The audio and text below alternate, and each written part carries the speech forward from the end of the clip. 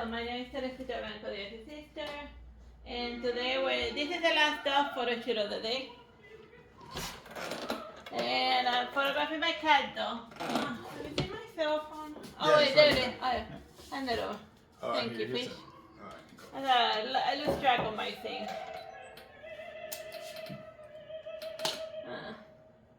Like I had to bring out my big set because she's a big dog, so then like we had to zoom out and whatnot. And she's roughly 40 centimeters. Roughly. She could, I mean, since she's in heels, she's in high heels, she could be a little taller.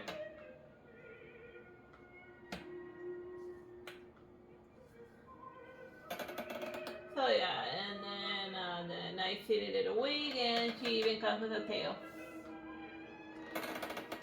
I made sure, like it's been such a long time since I've done like a photo shoot with my cat doll that I feel like most people forgotten that I even had a cat doll.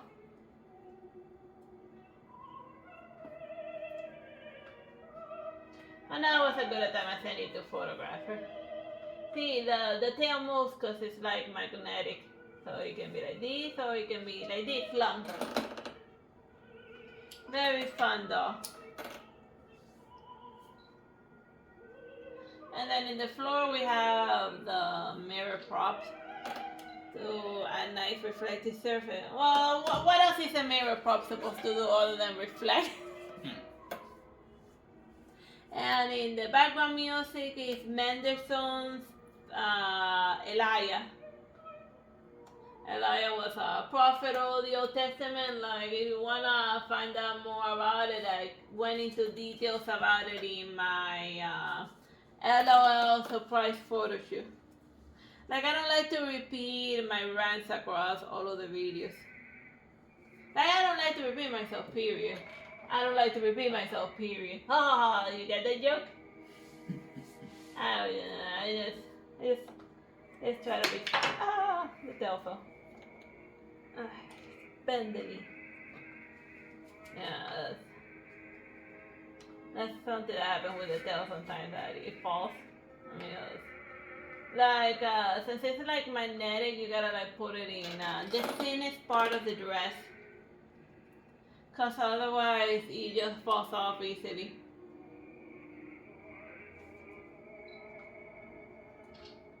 But the good thing, like her ears are also magnetic, so that helps to keep the wig in place. And also, if you get bored of the ears she has, you can change them for like one of a different color or whatever. Well, that's the theme of all buying dolls in general, the customization options.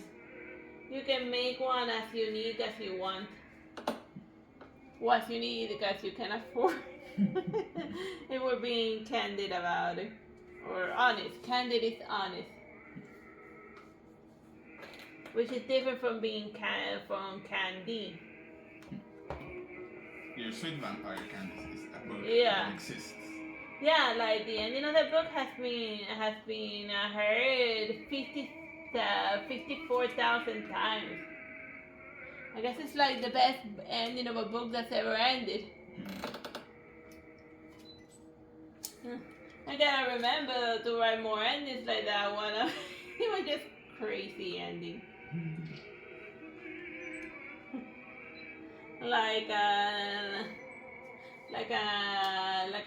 Since everyone's always skipping to the ending anyway.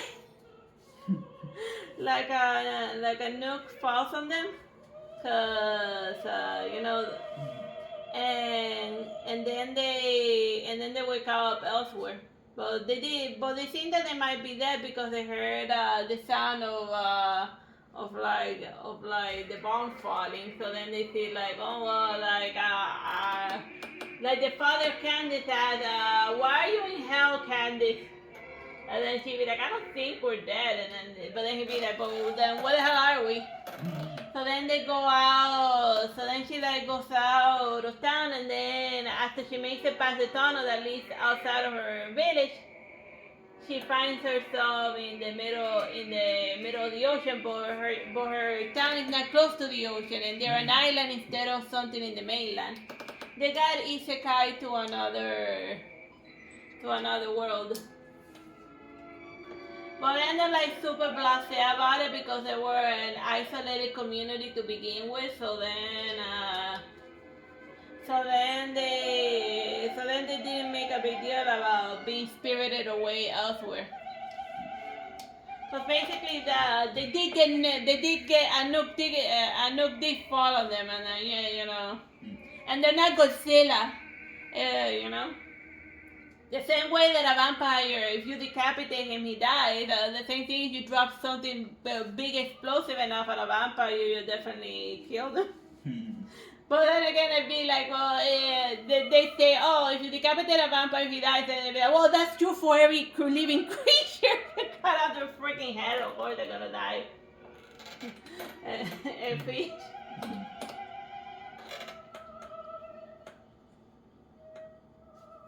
But yeah, you know, they talk about decapitation like it's some weird method of killing a vampire, and I'd be like, dude, everything dies if you cut their head off.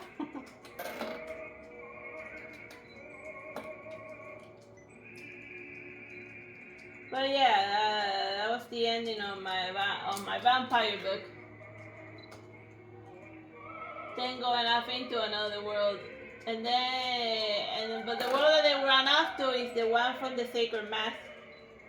And in the world of the Sacred Mass, there are no humans left on the world. It's just elves, dwarves, satyrs, dragons, you know. But it's a world without humans.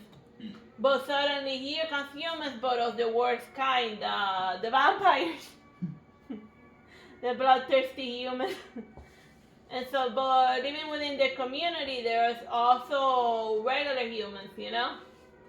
So then they gotta decide whether, so then like the regular humans are like wondering, well, maybe we should become vampires because we can't survive in this world where magic is real and one as a regular human, you know?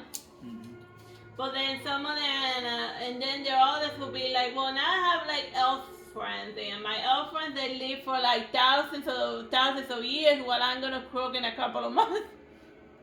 So then the regular humans, they are constantly thinking whether they wanna become vampires in order to continue hanging out with their friends, you know? Because that's the only way because then their elven friends are gonna be sad because they drop dead, because their human friends barely last, you know? And then it's sad. But that's just what happened over the course of 60 years off screaming before we get started with the Sacred Mass. They call it the vampiric visitors from Martisor, which is the name of the little town. Like, I can freely talk about like the plot points of my book because they're already published. Yeah, like she has like 40 something books probably. I think I don't remember how many. Yeah, well, on the Sacred Mass series there's 5, but they are fat books. No, I mean in general, how many books do you have published? That can be purchased on Amazon and things like that. Well, according to the KDP, there's 72 books. Oh wow, yeah. Yeah, that's the official number, 72. Oh wow. She writes a lot. Big Dad Don Quixote. Yeah.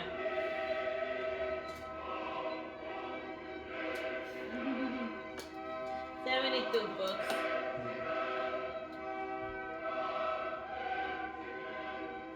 I just have a lot of ideas and I gotta put them in writing because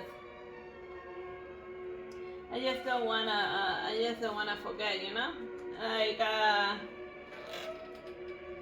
had the opposite of writer's block. I don't have enough time to write everything that I come up with.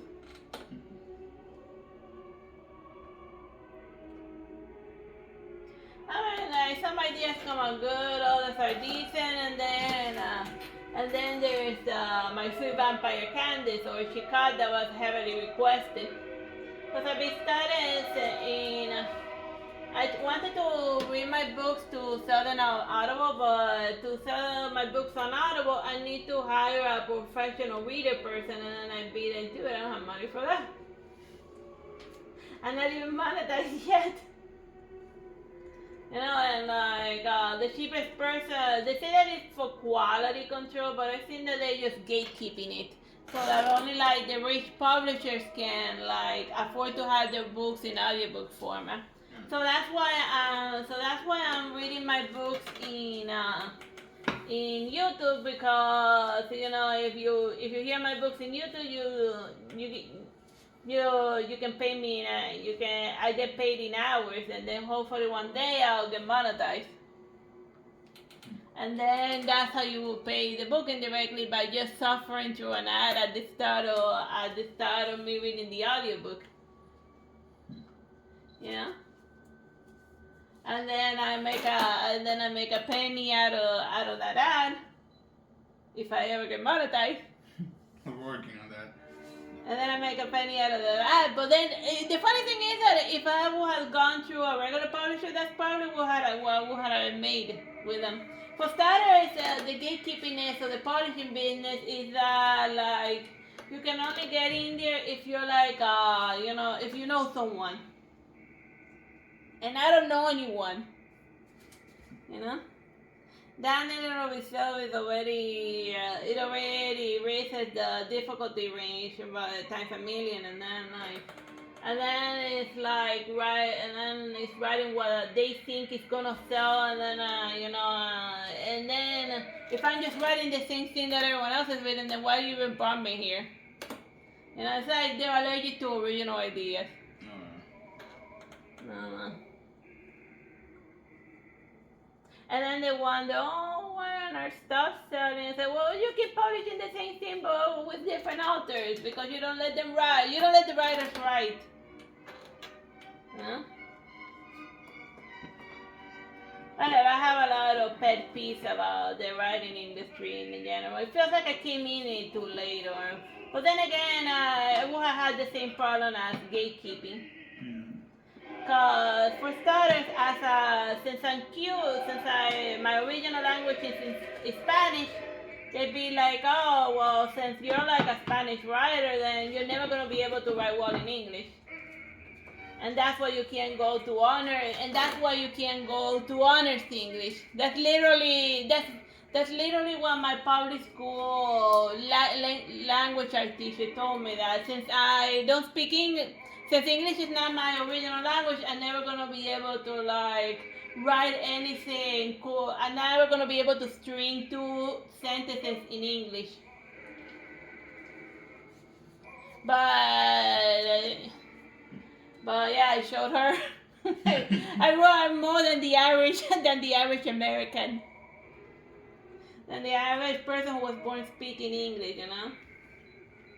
And plus, I think like there's lots of writers that write in English that are not originally from like America, and they wrote bestsellers. I mean, like the example that I can think of at the top of my head is the Nabokov Vladimir, who wrote. He was a Russian, but nobody told him, "Oh, you're too Russian to write in English." You know. I think they just have, in general, a negative bias towards anyone that comes from like a Latin American country. Like, if you were born in Latin America, that automatically makes it impossible for you to be able to write in English or to even speak the language. But if you're from the European countries, or Russia, then yeah. We acknowledge the possibility that maybe one day you'll be able to write English. I'll turn into a dark rant. No, it's just a rant. It's a reality. I mean. Yeah, it's a reality that I have to face as a female writer that's unfortunate enough to have been born in Cuba, to not be from the right country. or even the right gender for that matter, because there's also a negative bias to a woman writing sci-fi. It's like, chick writing sci-fi, but why don't you stick to the genre that you're familiar with, like romance? Why don't you write? And then I'd be like, well, Nicholas Spark can write romance, so why can't I write sci-fi? You think I can't, like, understand higher science? I had lots of fun sci-fi ideas, and I wrote them. Because like people usually when they write robotic sci-fi, they always treat becoming like a robot like this magical thing, and they don't think about the hardware or the software aspect about it. How to make the mechanical aspect communicate with the human brain. You know? They make it sound like it's easy, like plug-in and play. You know, like it's the easiest thing in the world. Mm-hmm. Like if it was the easiest thing in the world, we would all be robots by now. But no, it ain't. Things are hard.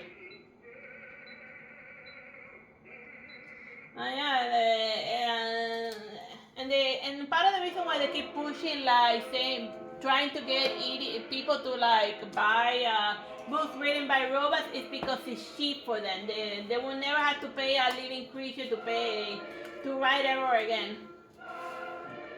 And I agree with and I'm more of a spooner. Like, can a robot write a symphony? And then a robot could be like, can you? And the answer is yes. Yes. I will write a symphony if you put a gun to my head. It won't be a good symphony because symphonies are not my forte, but at least I think I can write good lyrics. But yeah. That's the basic theme of the rants and whatnot.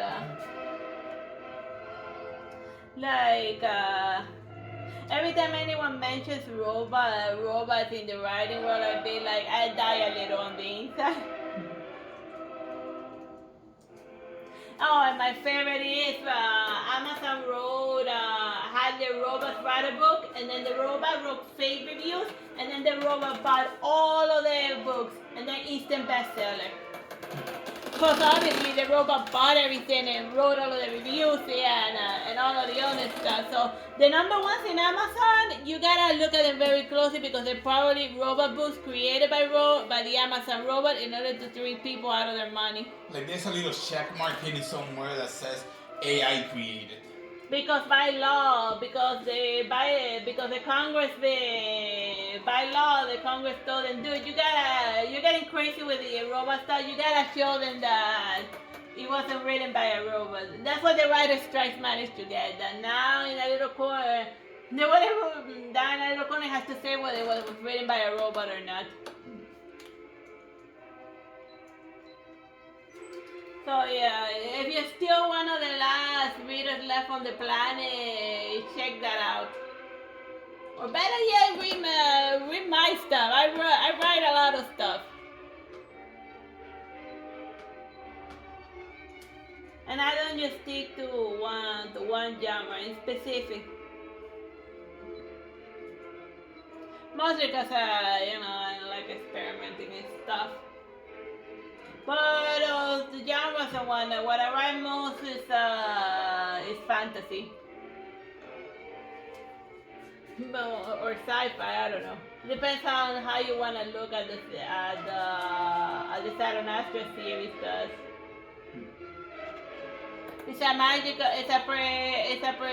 the world of Saturn was turned into a nature preserve for like magic users that are going extinct. So then the world is designed in order to foster anything having related to magic. That's why there's more magic users than in the typical world and whatnot, and dragons and whatnot. And then eventually they moved into other worlds where there's a lack of magic users and whatever. But that's another rant for another story. Whatever. That's a different book altogether.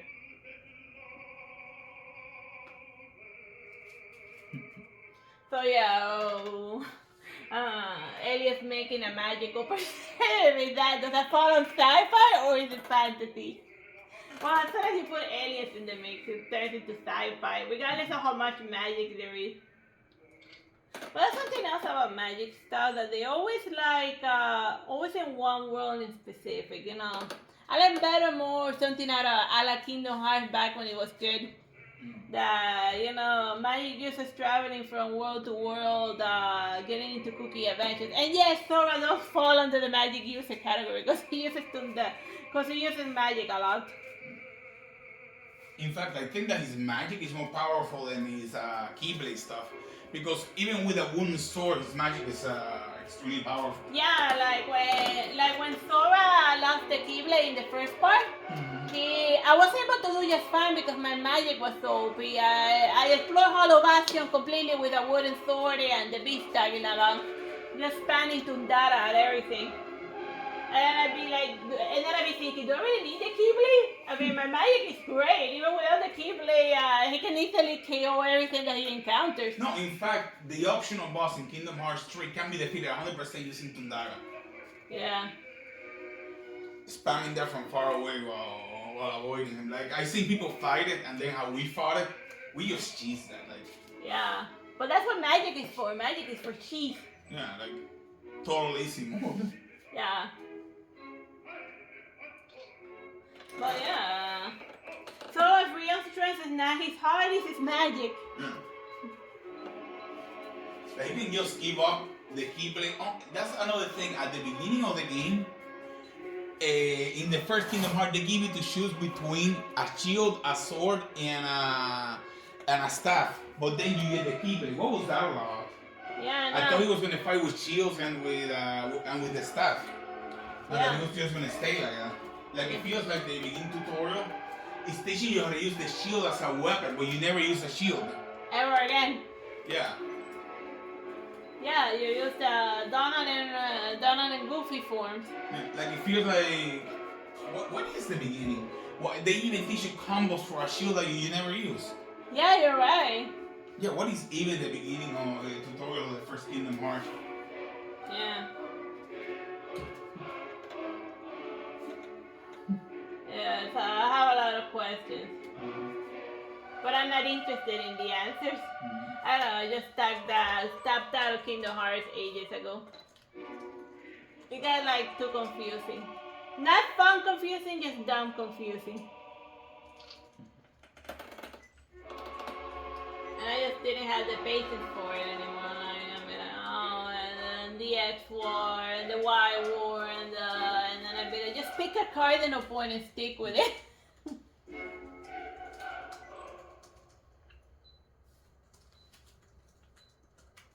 But yeah, that's basically it in a nutshell.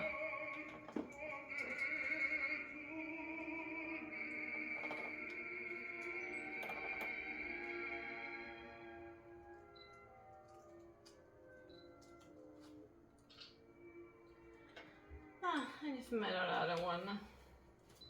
Yeah.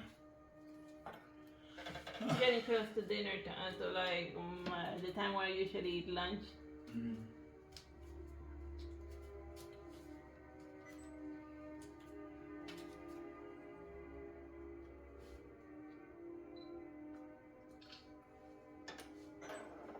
Alright, we are done with this volume of photoshoot. Bye bye and God bless everyone.